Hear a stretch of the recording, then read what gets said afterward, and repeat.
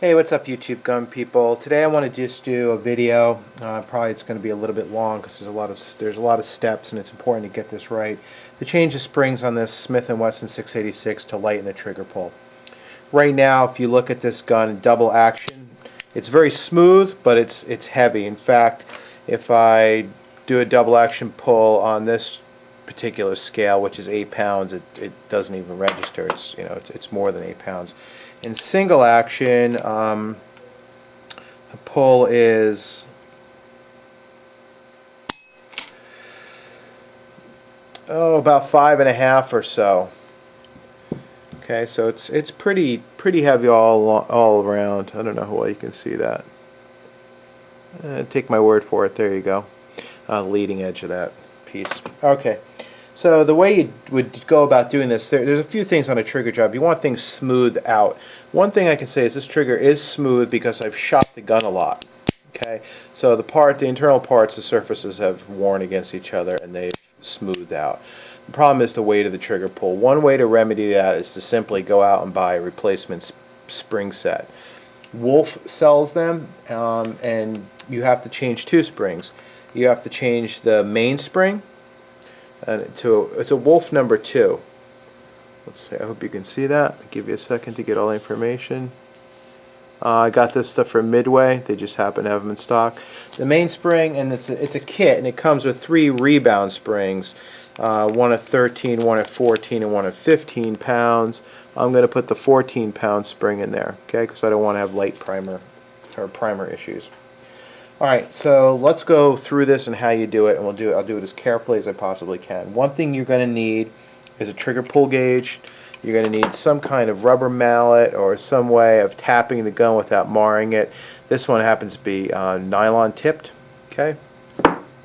Nylon tipped gunsmithing hammer, and you need a good set of gunsmithing screwdrivers because you don't want to mar the screw heads.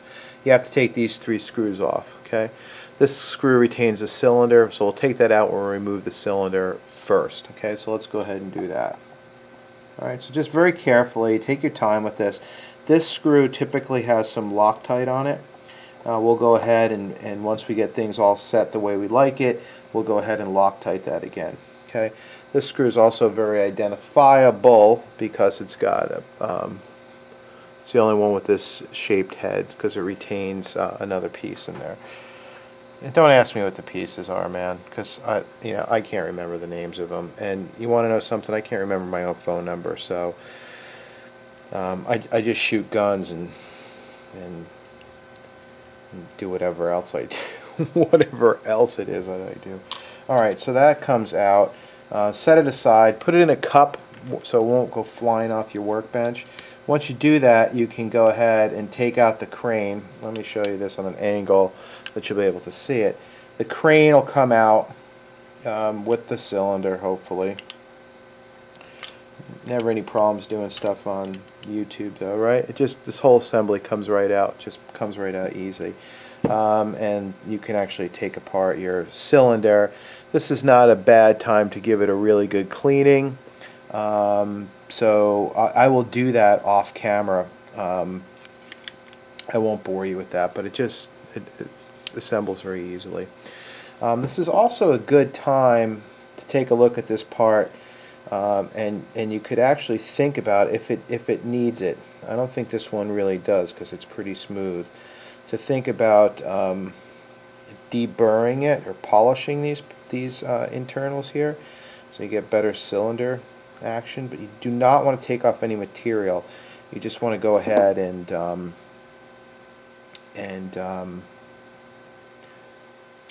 polish it, okay, if you follow me. You can also go ahead and take out your star, but I'm not going to bother doing that. I don't really need to do that. Alright, we got our cylinder out, cleaned it up a little bit, so everybody's happy, including the cylinder. Alright, let's go ahead and take the rest of the screws out. Gunsmithing screwdriver, of course. Take out the middle screw. Hope you can see me okay here. Go ahead and take that out carefully. Make sure you don't scratch your gun. Alright. Set it aside. Keep the screws in order. I believe they are different. Go ahead and take out the rear screws. Of course, what we're doing here is we're going to remove this side plate. Alright. So there you go. What I'll do is, so I know this is the rear one, I'll go ahead and take a Sharpie and I'll just mark it blue. So the rear one's blue. By the way, this videoing is handy. If you kind of did something, you can always go back and look at it, you know, rewind the videotape and see what you did if you're kind of confused about, you know, did I make it blue or what did I do? Alright. You getting me? Okay. Alright, so here's the gun. Alright? I got to remove this side plate.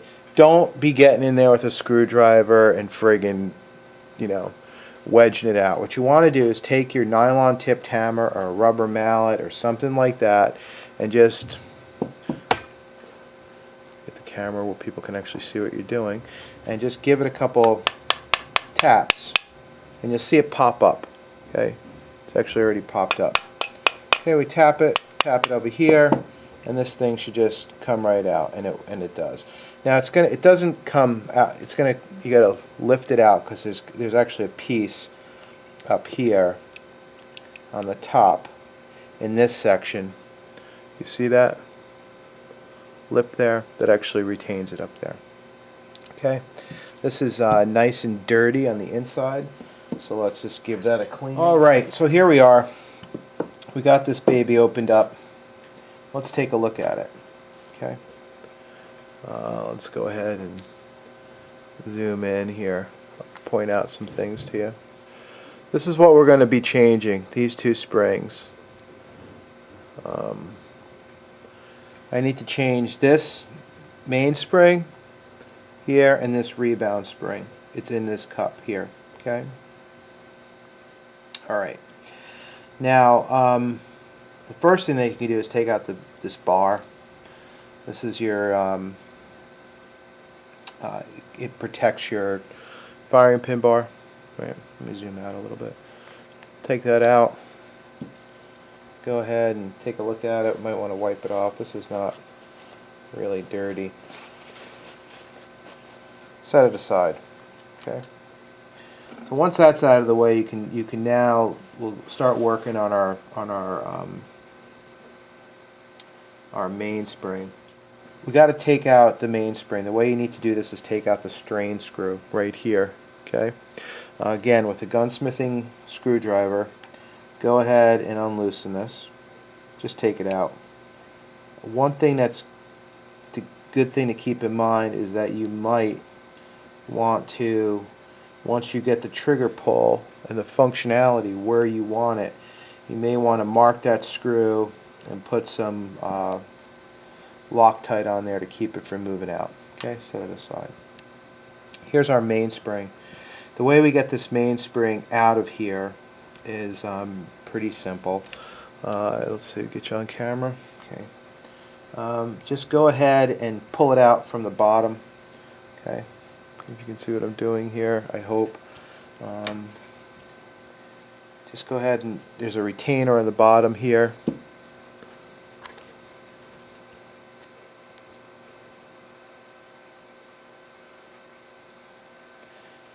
Okay, it's retained based on its shape here. Okay, just push that up. It's tough to do this and do the camera work. Okay, and just keep your finger on, and it'll come right out. Okay. Okay, set it aside. Theme of the day is set it aside. All right. Now the rebound spring. All right. The rebound spring's a bit tough. Now what I have here is a rebound spring tool. It's a curved tool. It's got a slot in it, if you can see here. And what this does is fit. It's right around that pin here. I hope you can see that. Let me get a pointing device. There's a pin here that's retaining that screw, that spring in there, right here.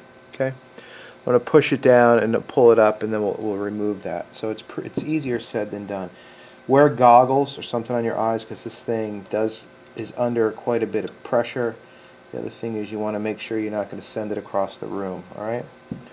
So I hope you can see what I'm doing here. Go ahead and pull it up. See how I'm pulling that up towards me? And just keep that rebound spring tool on top of it, because the spring's going to come out. And then there, take off the tension of that spring, and boom. Okay, got it out. Right. Now you can take out the retaining cup here and give that a good cleaning. Get our 14-pound spring. The spring's the same on both sides, so it's symmetrical. Okay. You know, you can push it down. You can always, you know, sort of push the envelope in terms of, you know, what you're trying to do. I don't really think that's necessarily the best way to go. By the way, this thing, this cup needs to be in an orientation where this triangle part is pointing down. There's actually a cup in the bottom that mates up with something on the back of the trigger. Fucking people. Every time you try and do a video, they give you a phone call. It's annoying. Alright. So, by the way, this rebound spring tool, you can make them out of people use a pen and all this stuff. You can also mount it on a screwdriver, but I think it's like $4. So I think for $4 it's pretty short money.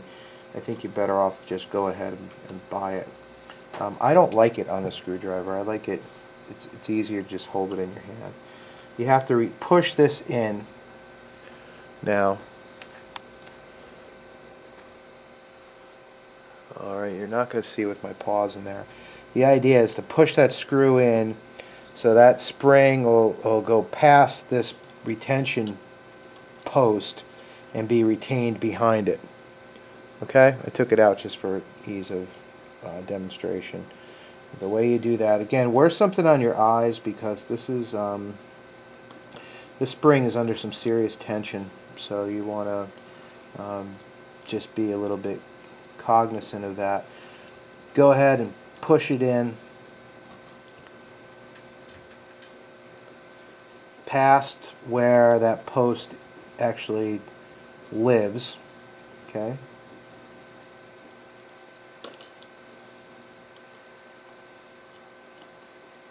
Yeah. Well, I know you can't see shit probably, but you'll get it. Alright.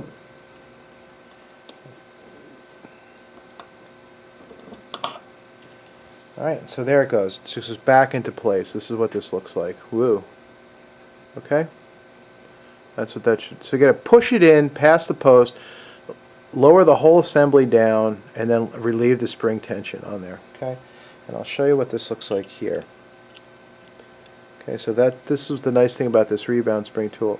And see what I can do is just hold on to it. You can't push it in here because the post is in the way, but you lift this up towards you this way. Okay, and then you let the spring tension off. Alright, you got it. You know what I'm saying. Alright. Now go ahead and get your mainspring. This is the power rib mainspring. It's a little bit different than the conventional mainspring.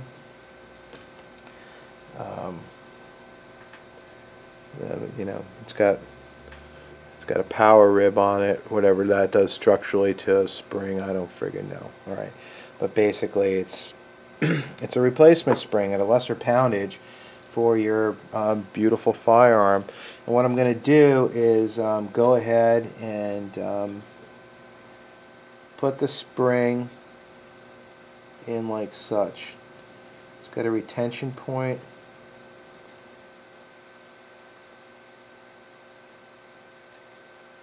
Okay, retain it here, and then I'm just going to put it in the bottom place where it should live, right? Then I'm going to put my strain screw back on. Okay, what you want to make sure though is that there'll be no tension at this point. Make sure your mainspring is centered on the grip. You understand what I'm saying? So it's centered in there. All right. Go ahead and do this, and I'll zoom out so you can actually see what I'm doing. Maybe someday I'll actually do a video where you can actually see everything that I'm doing. Until then, you'll have to just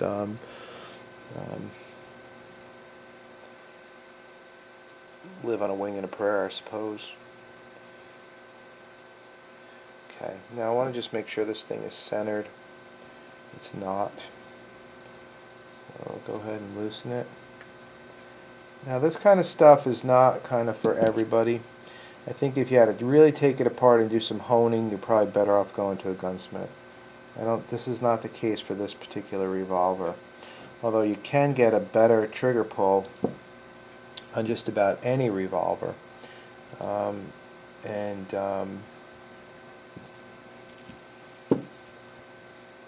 Including like a J-frame, if you just do these some basic gunsmithing. We put our trigger bar back in there. Now I want to show you something. This has to mate up with the back of the side plate. It has to sit in there. So you need to get it in this up position, push it up. Alright? To replace the side plate, you want to actually go ahead and go in from the top down. Alright? Like so. Just place this in here. And this thing should just drop right in. Okay? If you get the bar in the right place, it will drop right in. Trust me. Let's put our back screw in. This is not our back screw. We marked the back screw with blue. There's our rear screw. While I'm looking at them, can I see any difference? I don't know.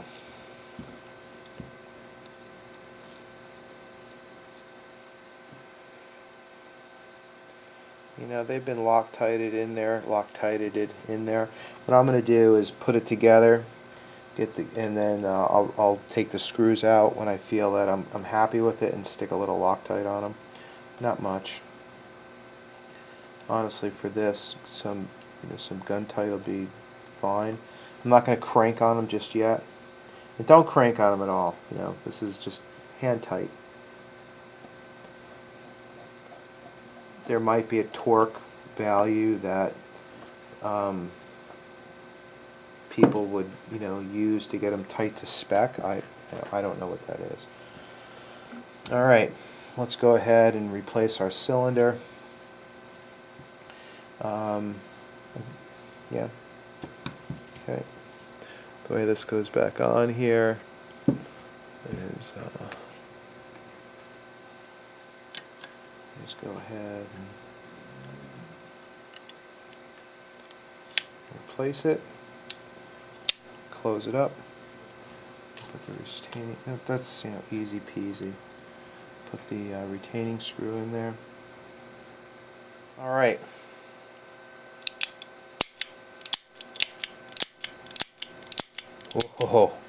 Oh baby, come to daddy. This is really nice.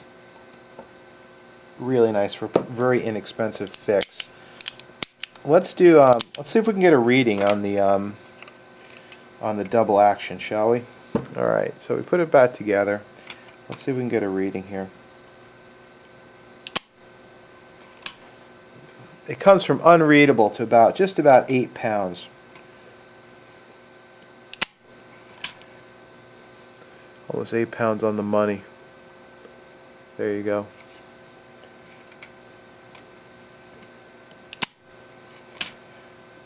Eight lovely pounds. Let's see what single action happens to be.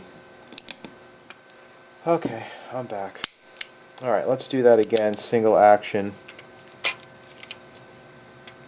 Single action pull. We're talking about 4. So it's down about a pound or so. And double action it is. Oh my god, you gotta be kidding me. Alright, beautiful. So that's basically it. Now what do I want to do? I want to go ahead and make sure these screws don't back out.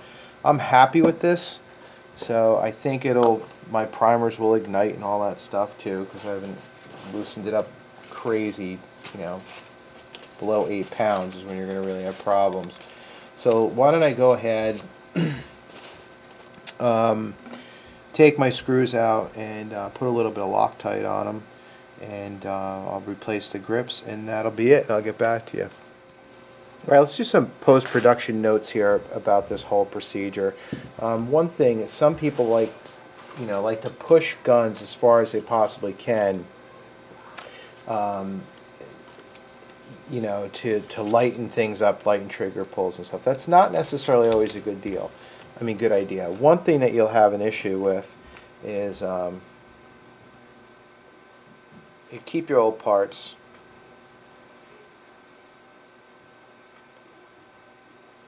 One thing you'll have an issue with for sure, or a potential issue, is light primer strikes. Okay, so you really want to make sure you don't have light primer strikes. Every time you pull the trigger, it should go bang. This lightening of the trigger, what I've done today with you, is not meant for personal defense guns. Personal defense guns should only be really, okay, honey, should only be done by a certified gunsmith. Okay, this is for competition stuff. This is not if your life's on the line. And even for competition, depending on what level of competitor you are and how good of a gunsmith you are, you might want to seek a professional person to do this for you. Okay, to make sure that it will go bang every time, even in competition. Because if you're hell bent on winning a national tournament or the nationals, you want to make sure your gun goes bang every time. All right. By the way, this is the Rebound Spring tool. Okay, I think it's like $4, so cheap money. It's well worth it. All right, so that's a couple issues. You can. Some people will, and I have, and it works to a certain extent. One thing you can also do is loosen the mainspring. Okay, the strain screw on the mainspring. All right. That reminds me, I forgot to Loctite that baby down. One thing that will cause right away is if you do it too much, potential for light primer strikes also make your trigger mushy. Okay, so you can't back it out too much. So there's better ways to actually do that, and that's by changing the spring and changing the rebound spring. Okay, so that you can do it for a temporary fix. A lot of people argue that that's going to put you in a potential position where you're not going to go, your gun might not go boom every time. So maybe that's just not a great idea to do. All right, or a great thing to do. That's what I should say. All right, thanks, folks.